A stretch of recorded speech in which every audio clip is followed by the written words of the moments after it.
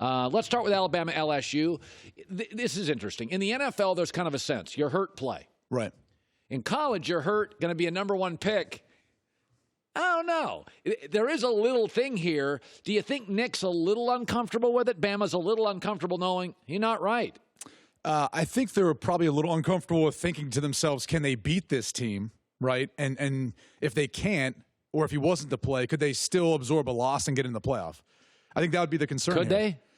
I don't know with their schedule. I mean, look, Auburn's a good team. They're going to play them in the Iron Bowl at the end of the year, but I think if they lost to LSU, they could potentially put themselves in a position to be on the outside looking in, especially considering you still have a Georgia team that's in the mix, right? And even if they were, obviously if they were to lose, different story, but I don't know. I'm not sure if they could, based on the strength of schedule and some of the other teams out there that are in the mix, especially in Ohio State, Penn State. I mean, I think we've seen now they look at the Big Ten as one of the best conferences, if not the best, with 6 teams being in the top 25, and obviously Ohio State is number 1. Yeah, I mean, Oklahoma may not lose again, but that might not help Oklahoma. I mean, you've got the Pac-12 positioned ahead of them right now. Yeah, Oregon beat Washington and Seattle. They beat USC. Who do they play? Do they have? Well, that's the thing with both Oregon and Utah. Even though they're ahead of Oklahoma, if you look at the rest of their games, they're not going to play another ranked opponent until they would play each other, assuming that the Pac-12 doesn't mess things up with. I mean, really, the state of Arizona. They both got to play, I believe, Arizona, and then one of them's got to play Arizona State. But if Tua plays, I like Bama because to me, Nick Saban's coached in, I think it's 18 games in this series. He's won 14. He's off a bye, which so is Ed, but off a bye, I think Nick's hard to beat. I like Bama if Tua plays. Well, look at their schedule before the bye. You know, they've kind of been able to focus on this one maybe a little bit more, too, than LSU has because of that schedule that they've got to play through. That's part of it. I think the other thing is everyone's had such a hard time matching up with Alabama. They've actually faced the second fewest snaps of man-to-man, any form of man-to-man. Really? Yeah, because no one can play them in man-to-man coverage. Well, the receiving core is absurd. You're going to see probably 3 first-round picks out of that group. All right, I would imagine Judy's going to be one of the first, if not he's the best wide receiver prospect in this class. Will probably be a top 10 pick. Waddle's going to be somewhere behind. So will Ruggs. Ruggs will actually probably go ahead of Waddle. Smith eventually as well. So this is as loaded of a group as you've ever seen, and it's one of the reasons why you're looking at an Alabama offense that's really led by the pass, not so much their run anymore. I mean, this is a different offense. This is a different challenge for a lot of defenses now. So as Alabama faces zone defenses, because that's almost the way you have to play them, does that, as a quarterback, does that help the running game if I know I'm going in facing zones? I don't know that it necessarily helps the running game. I would say if you run a lot of RPOs, which Alabama does, it does then, right? Yeah, but Tua can't run a ton of those now with his leg, right? Well, but here's the misconception with an RPO. An RPO, the broader term, right, run-pass option. So everyone up front's blocking the run, and you've got a run called.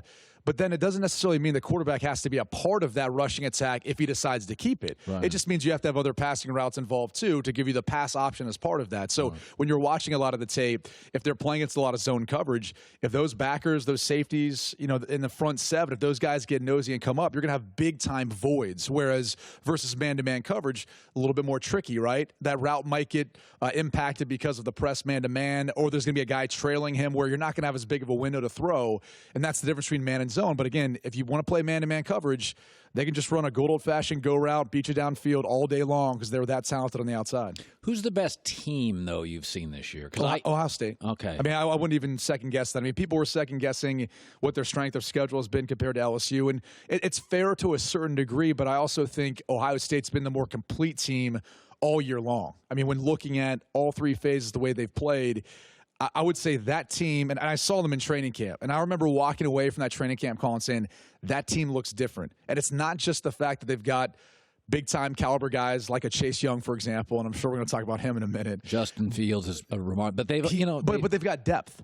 They can rotate in this front 7 and the front in particular because they have so much depth and they've done such a good job recruiting, obviously, Coach Meyer for many years, and I'm sure Ryan Day will continue that on. Chase Young did not borrow money from an agent. It was a family member. He paid it back, full disclosure, total honesty. It feels like at max a 1-game suspension. I think the kid had some financial hardships, didn't go through an agent, paid it all back. This could have probably never been uncovered. He brought it up. What is your takeaway on it? Yeah, they self-reported it, right? Right. And so obviously they realized there could have been something wrong, so they self-reported it. And I think they're trying to handle it in hopes that the NCAA won't take a much harsher approach. However, I mean, look, being a Notre Dame alum and watching what they did a few years ago because of a former student athletic trainer helping out some players and then basically vacating 21 victories, which was extremely harsh considering there was no institutional instability. There wasn't any sort of issue like that. And they had self-reported it, yet they still got punished in that manner. If Chase Young didn't play in 2 weeks against Penn State, does it change the outlook to you? Oh, I think it does. I mean, there's no doubt because it's going to change how Penn State looks at playing Ohio State. If Chase Young's on the field, every single time you line up, you're okay, where's he at? Because if it's a pass play, we either have to slide the line, we have to, put a tight end to make it a longer path for him to get there, or maybe he chips him on the way out, or use a running back to chip on the way out. Even if it's the run game, I mean, he's a complete player, and that's why he's such a bulletproof prospect. And to be honest with you, there's probably a lot of people at the NFL level that are like, it's not the worst thing in the world if he doesn't play the rest of the year, right? Well, Bosa, same thing. It's not there's probably some people who feel that way, especially people who are picking at the top or project to be picking at the top of next year's draft. One more college question. I don't think Clemson's overrated. I think they remind me of the Florida Gator team that won a national championship in basketball years ago with 4 NBA guys, and the following year they were bored out of their mind. Then the tournament happened, and you're like, oh, they shifted gears, and they were losing regular season games. I think Clemson will pop once the games matter. I don't know that it really matters unless they slip up, right? I mean, that's what this is about.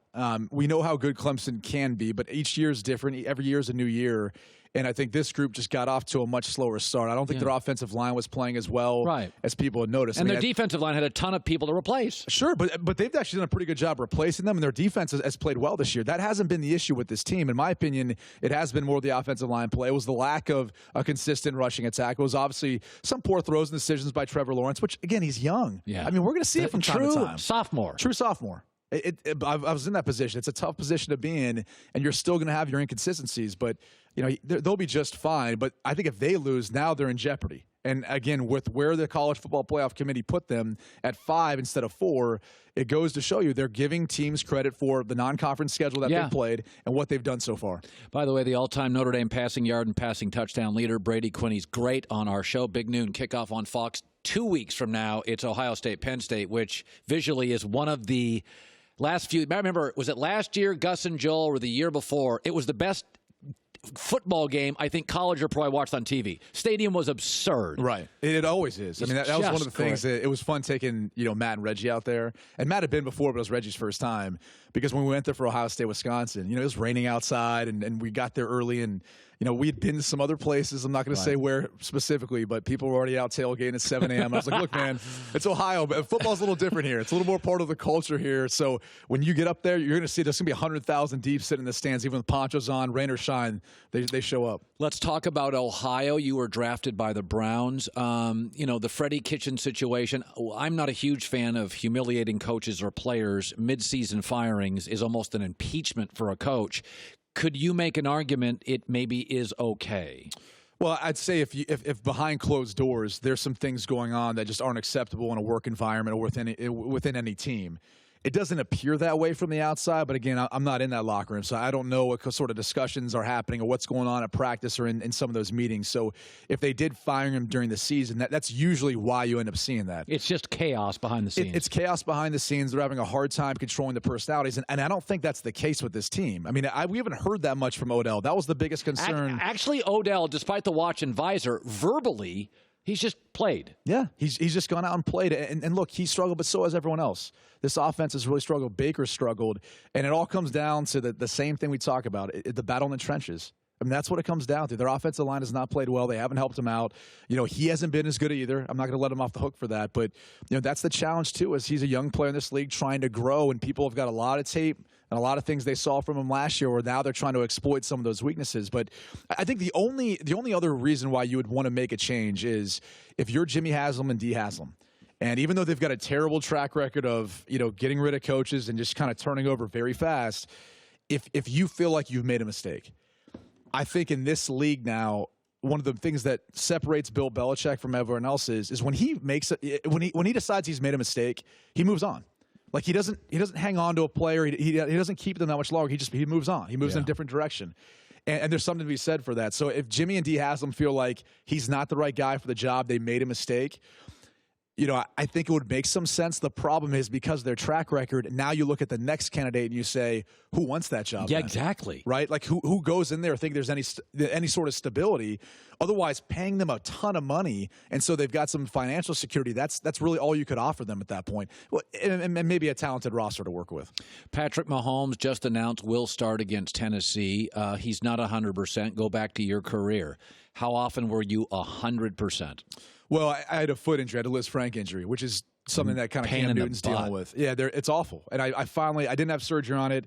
I wish I would have, and I've been saying this in talking in regards to Cam Newton, whereas if he's in doubt dealing with a Liz Frank, get the surgery. Like, there's no reason to put it off. What is the Liz Frank? The Liz Frank is a ligament across your midfoot, and basically it helps keeping your toes, or what's called your metatarsals, from separating. So imagine your first toe and your second toe, and that ligament that helps them hold together being torn, and then them starting to, it's painful. It creates instability. For me, I struggle with my motion, right? Because as you transfer and you step to that left foot, you'd kind of fall away a little bit because you didn't want to put too much pressure on it because it's going to hurt. Subconsciously, you deal with that kind of stuff. But for Patrick Mahomes, I love the fact that he's going out there and playing. I think they obviously need him if they want to win a Super Bowl. But it's a big decision to make. And look, if he's not going to be at any greater risk, and everything that I've read and seen, it doesn't sound like he's at any greater risk now coming back to play as far as re-injuring it or having the same injury. Then move forward and go do it, right? And that's one of the reasons why I think everyone on that team loves him, the organization loves him, and it's one of the reasons why he's going to get paid a lot of money when it's all said and done. Yeah. Finally, Mitch Trubisky this week. I'm turning the TVs off in the facility. It's very negative. And I defended him. I said, listen, man, I don't read my mentions on Twitter most of the time because I have opinions. However they land, they land. Yeah. I don't want to get into squabbles and screw my self-esteem up and be second-guessing my opinions. I mean, when you were struggling in the NFL and you're a young quarterback and you really need, not yes men, you need support, can you validate him just saying, I don't want to hear this debate show noise all day? Yeah, you can validate that, but he's in a different era now. I mean, you really can't escape it with social media and everything else that's going on. I mean, social media was just coming about, and it was kind of so new and foreign that I really didn't know how to use it. I really didn't pay much attention to it. I remember being in college and having the Facebook and thinking to myself, why would anyone want to advertise what they're doing socially, right? It was called the Facebook, right? Like when we first got to Notre Dame, it was the Facebook. And I was like, this is just an awful idea. So I was there. I'm still to this day, I'm not a part of it. But, the only thing I'd say about turning the TVs off now is if you're turning them off now, you probably should have turned them off last year too. Yeah. Right? Because you got to block them out in good and bad. Because you can also listen to your praises too much. And maybe that happened a little bit this offseason with this team.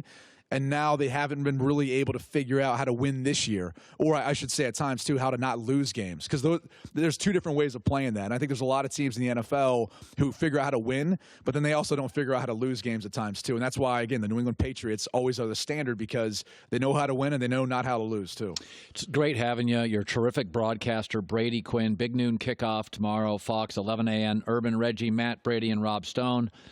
Hi, everybody. Thanks for watching. Subscribe here to get the latest from the show. Also, be sure to check out more of the best clips from The Herd or go watch a few segments from other shows on FS1.